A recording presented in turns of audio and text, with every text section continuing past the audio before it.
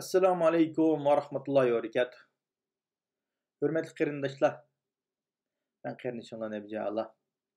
Bugungi bu programmamizda biz Xitoy mollarini boykot qilaylik degan tashviqotni qilish uchun bu programmani shu temada ishlamoqchi. Xitoy mollarini qanday boykot qilamiz?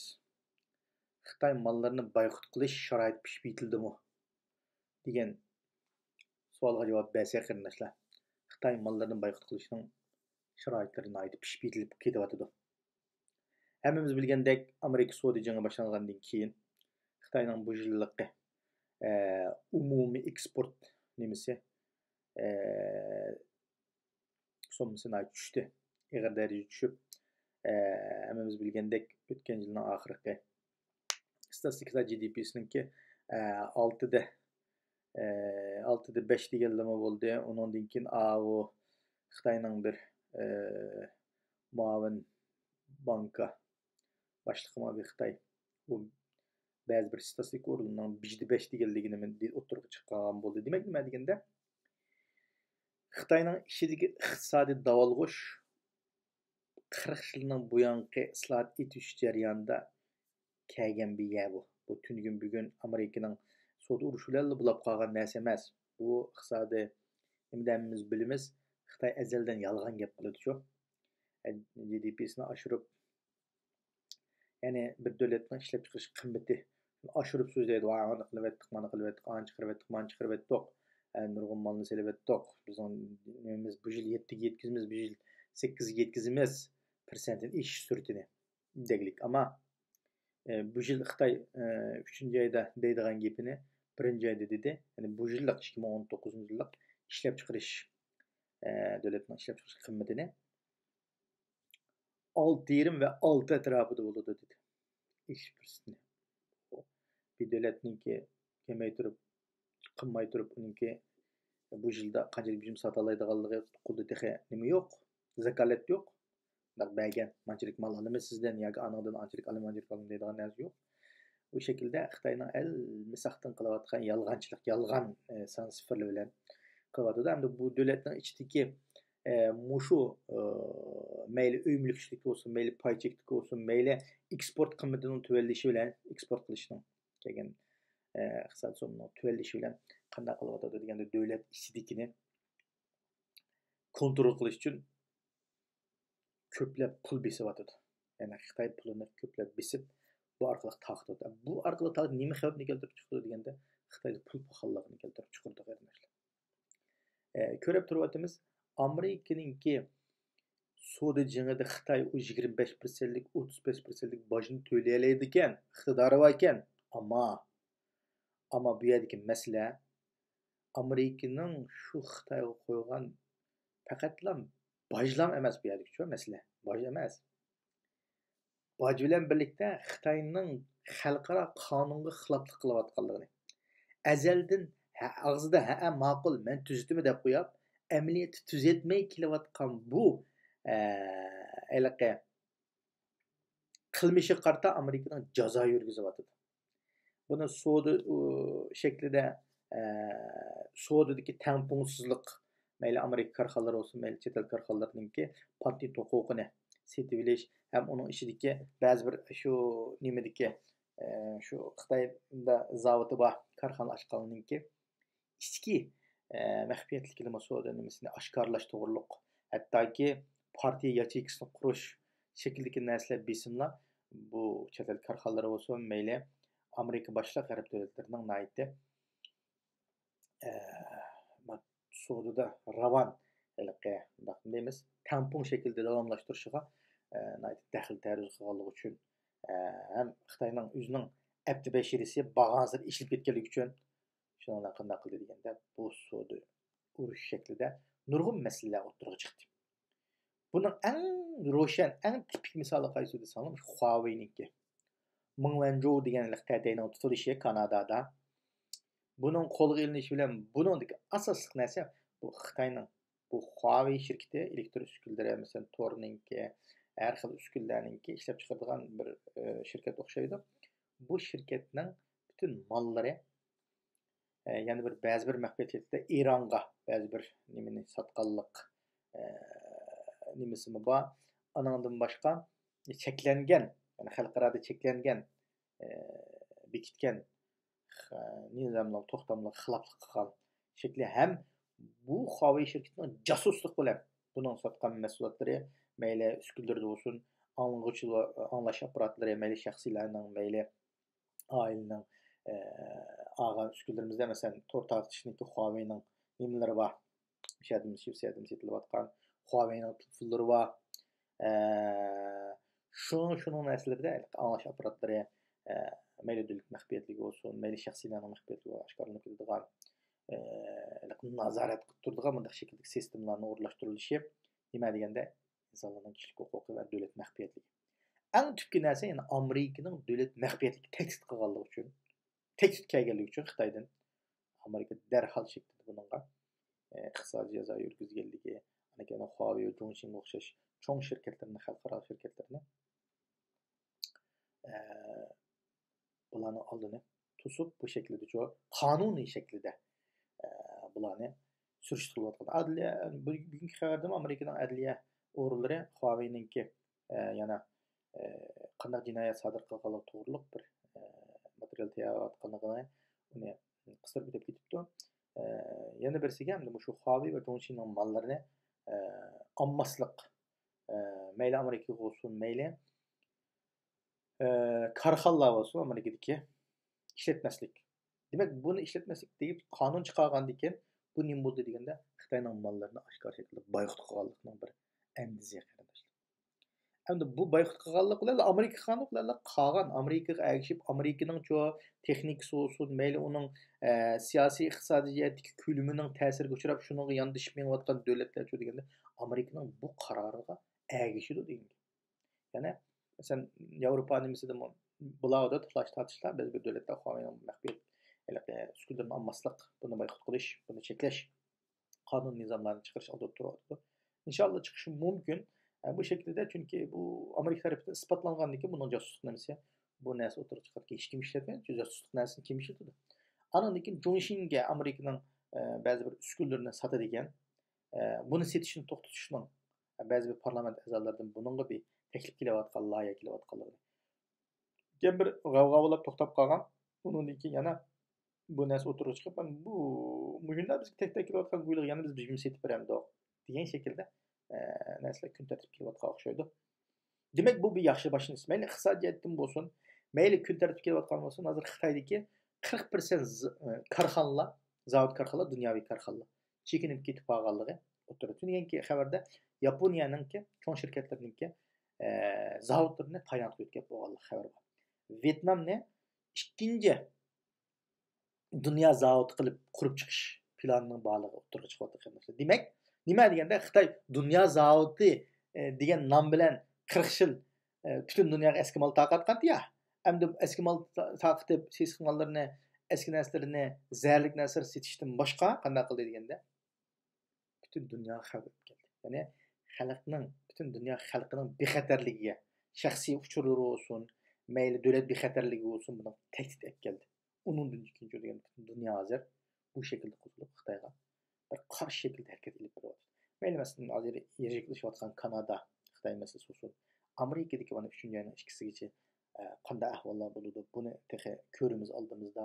Ammo yaxshilanish nisbati nihoyat tuvanligini, Xitoyning cho'kishga qarab yuzinayotganligini, Xitoyning butunlay hamda 40 yillik islohot ilgirlashib to'xtaydiganligini, ya'ni WTO'ga 2001-yilning oldida kirish oldidagi oldiga qaytadiganlik to'g'riliq javob nimalar bo'ladi. Endi bu nima deganda Xitoyning yuksalish po'ponlik vaqraydiganligiga bir shaklida nima bo'ladi? Uni keyin davlatning ichidagi ichki urush, ichki iqtisodiy sababdan kelib chiqadigan nurg'un masalalar o'tirib chiqadi.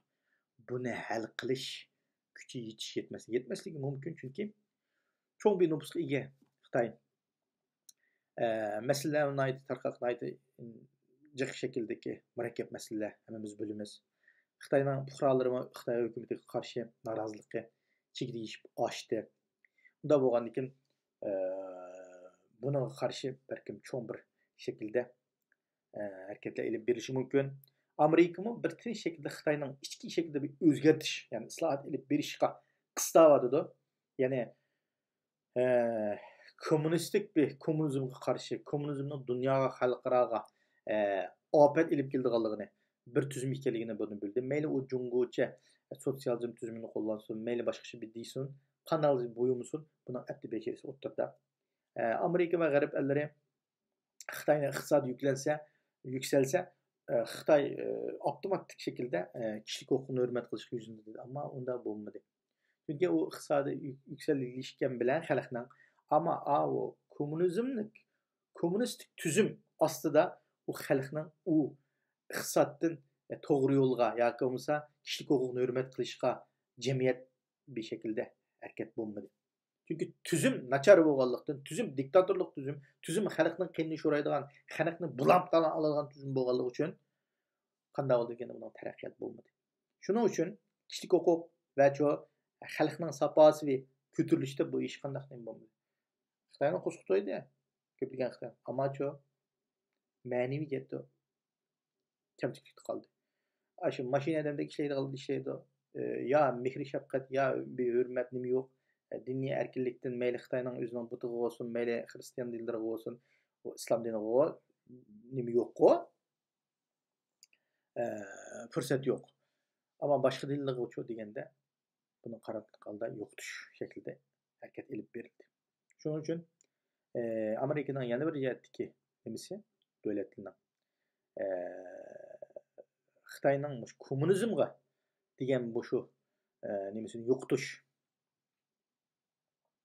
kommunizm ideologiyasini yo'qotib tashlash, kommunizm tuzumini yo'qotib tashlash, kommunistik tuzumni şekilde harakat ilib berayotganligi o'tirdi qarindoshlar.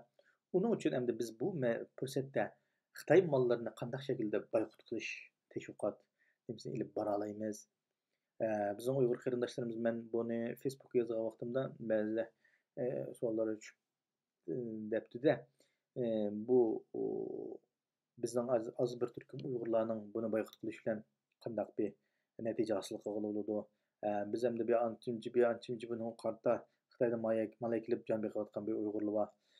Buningdan biz yana zahmat etamdi. Buni qanday qilish kerak degandek savollar tushgan bo'libdi. Hamda buningga masalaga qarindoshlar. Bu Xitoy mollarini boykot qilish hammamiz o'zimizdan boshlashimiz kerak. Ya'ni biz mushu Xitoyning ziyonkashligiga, Xitoy Kommunistik partiyasining ziyonkashligiga eng uchragan bir xalq bo'lish bilan hozir mana hammamiz bilgandek vatanda xalqimiz yo'qolish girdobida berishga yuzlanib ketib qolgandek bir sharoitda biz yana Xitoy bilan qaysi xil shaklda mana dunyoning o'zgarishi Xitoy mollarini o'zlari dunyo xalqaro shaklda boykot qilish holatiga kelayotgan bu sharoitda biz yana Xitoydan ancha-muncha mal kelib setib turamdiq. Yoki bo'lmasa jinimiz shu shaklda beqib turgandiq. Mushuning bilan beqib tursak, ish ko'tarib tursalar bo'lmamdi deganni bizga qo'ymay, men bu shaklda butun xalqaro, butun dunyo bu shaklda Xitoyga qarshi o't qo'patibdi. Men o'zim bo'lishsa, men o'zimning jinni beqishdan to'xtab qolamdim yoki bu shaklda men o'zgartish uchun harakat qilamdim. Shaxsan men o'zimga dedim. Men buni burun diqqat qildik. Hattoki biz öyle burun zencevil işletdik. Zencevil qarsak bu yerdagi zencivillar, satilgan zencivillar Xitoydan kelgan. Zencivilni o'stirib sotilgan Xitoy ekanda, Shvetsiyaga kelgan zencivillarmi bu Xitoyda ishlab chiqarilgan. Shu bilan buni bilgandan keyin biz mesela buni yemaydigan bo'ldik. Zencivilni yemaydigan bo'ldik. Bo'lsa zencivilni yeb bersak badanga foydasi bor. Masalan, bir ushaq bir zukam-pukamning oldini olib oladi, ammo Xitoydan keladigan biz bu yerda o'stirib qilamdik desek, unda emas, faqat Xitoydan kelganligini bilgandan keyin buni tark etdik. Demak, mushundaq kichik ishlardan boshlab o'zimizni ko'ndirishga boshlasak demakchi. Shaxsan men o'zimdan kiyim olsam, masalan, Shvetsiyaning to'liq kiyim-kechak zavodlari Xitoyda. Ya'ni bu yerda zavod nima qurib yurgizgili bo'lmaydi, ya'ni ishchilar xizmatining yoki bo'lsa zavodning chiqimini ko'tarib bo'g'ilmaydi. Shunga bir kiyimning tanarxi vaqtida ishib ketadi. Uning uchun qanday qildi deganda Xitoydek bir zavod o'rinlariga berib, shu yerda zavod korxonalarni ichib, shular o'zi mablag' silib, Xitoy ishchini ishlatib, shular mablag' pul berib ishlatib, o'zi loyilab kiyimni, o'zi shu davlatga tava shaklda sifat o'lcham shaklda loyiha qilib, akirib bu yerda sotadi. o'zining magazlarga, do'konlarga selib sotadi. Mushunda bo'lgan taqdirda biz Xitoyda ishlab chiqarib, Xitoyga garchi Shvedning korxonasi bo'lsa-mu, lekin Xitoyning yerda ishlaydigan Made in China degan xiti bo'lganligi uchun buni olmay biz boshqa shaklda. Mayli Turkiyaning kiyimlari shunday yaxshi, Turkiyanikini ilishga, Turkiyanikidan izlanishga bu shaklda nima qildik. Demak nima deganda, mushunda har birimiz o'zimizdan boshlasak, Xitoyning mellarini aklab setayotganlar boshqa malga o'zgarishga tirishsak, ertaga Xitoy gumron bo'lib ketsa, u vaqtda qanday qilasiz? Uni hozirdan boshlab tayyorlik qilishimiz kerak.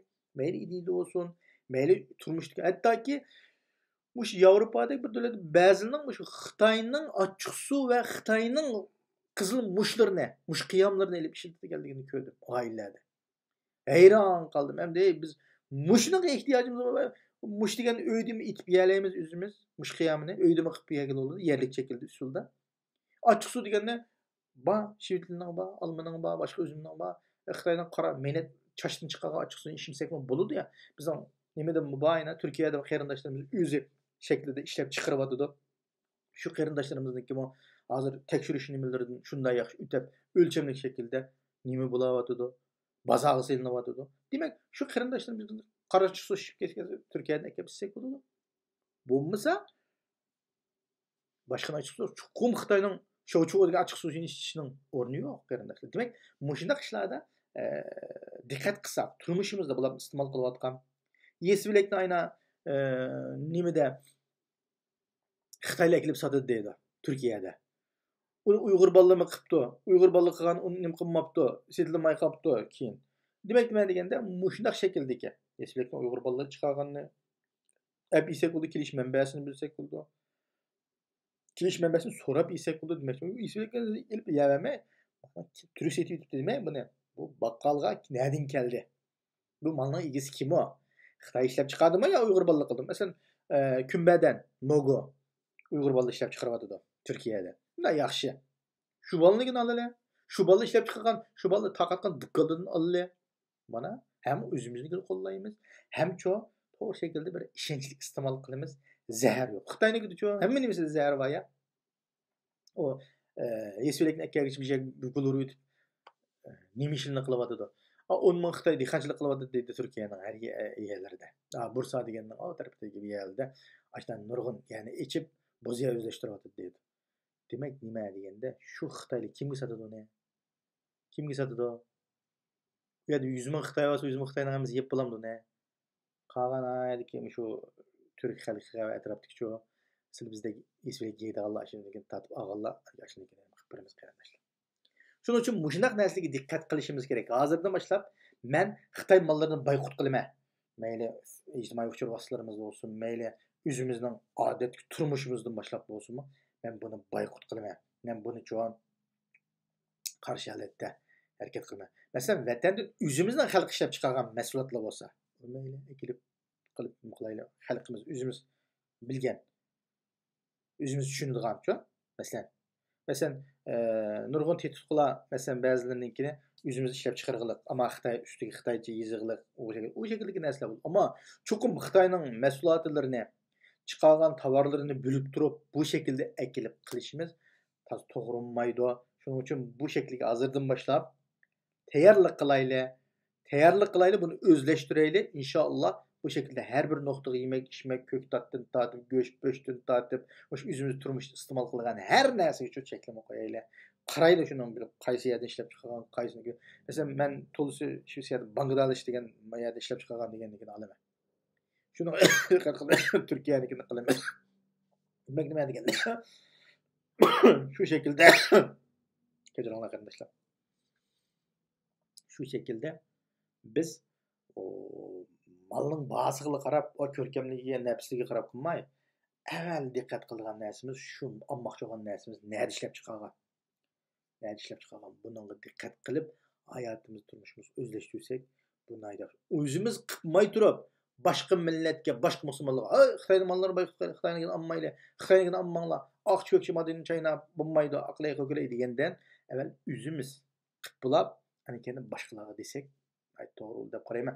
Shuning uchun Xitoy mollarining abyom deb o'tganimga o'xshash xalqaro qanday shaklda davlat bo'ladi, biz qanday qilishimiz kerak, buni qanday tayyorlik qilishimiz kerak, buni qanday boykot qilishimiz kerak. Aynan Rossiyadagi nurg'un oyoq ulamdi turmush bo'yi nurg'un hammada eski tuski narsalar ichida adamning badaniga ziyonli narsalarning chaplanganligi, reaksiya beradigan narsalarning bo'lganligi, zararlik narsalar ishlab chiqargan aytdichu, insonning hayotiga tahdid qilganchu, uskunlarni o'rlashtirib qo'ygan narsalar o'tirib chiqadi qarindoshlar. Buning uchun biz hozirdan boshlab shunga hammamiz o'zimiz, shaxsan men o'zimga, oilamga, atrofimda qarindoshlarimga buni ega bo'lsam, hammamiz shu zanjirga ega bo'lib, ana keyin ijtimoiy hushyor vositalarimizga chiqib, mana cheklayli, mana qilayli, mana to'sayli, mana qilayli. Şekilde. U qilayotganni darhollab o'ynash qildi, Xitoyni olmaysiz, oqchi ko'kchi deb uni bilan tirishib ushmay, qarindashim. Avvalmaydim men kekcha. Sharoitingiz bo'lsa amal babini o'zgartirishga tirishing. Xitoy bilan mal savdo qilayotgan bo'lsangiz, buning aman nima qiling? Tadbir eling. Qanday shaklda qilasiz? Bu shaklni o'zgartiramiz yoki boshqa savdo o'zgartiramiz? Buning uchun tafakkur qiling. Atugin biz Xitoyning 5 kishidan chekinib 5 kishidan manchilik vaqtida Xitoy gumramlab ketdi, zavodlar taqilib ketdi. U bu deyamaymiz-ki, lekin buning uchun biz shu bo'lish vaqtida bo'lgan narsaga hozirdan boshlab tirishchilik ko'rsatishimiz, Xitoyga bu shaklda amaliy shaklda nima qila olamiz, zarba bera oladigan narsamiz bu ki hozir qo'limizdagi bor. Nima? Ammo undan keyin butun musulmon davlatlarga o'zimiz Saudiya Arabistonidan Xitoydan olgan 400 milliard dollar deb olgandik. Endi hozir qanchalik ko'tarildi uni bilmaymiz. Mayli shu jiyanimizdan tortib, tasvirdan tortib, shapaq to'pig'imizgacha hammasi Xitoyninki.